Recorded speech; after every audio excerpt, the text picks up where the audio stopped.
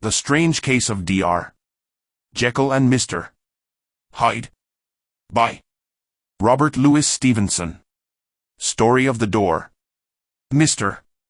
Utterson the lawyer was a man of a rugged countenance, that was never lighted by a smile, cold, scanty, and embarrassed in discourse, backward in sentiment, lean, long, dusty, dreary, and yet somehow lovable.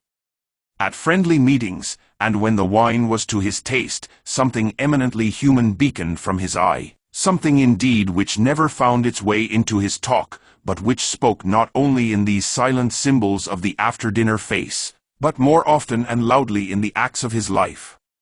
He was austere with himself, drank gin when he was alone, to mortify a taste for vintages, and though he enjoyed the theatre, had not crossed the doors of one for 20 years. But he had an approved tolerance for others, sometimes wondering, almost with envy, at the high pressure of spirits involved in their misdeeds, and in any extremity inclined to help rather than to reprove.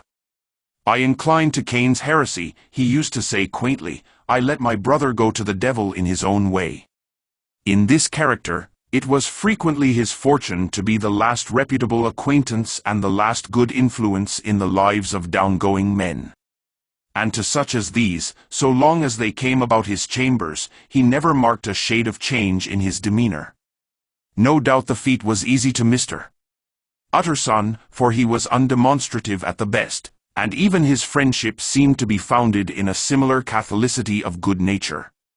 It is the mark of a modest man to accept his friendly circle ready-made from the hands of opportunity, and that was the lawyer's way. His friends were those of his own blood or those whom he had known the longest. His affections, like ivy, were the growth of time. They implied no aptness in the object.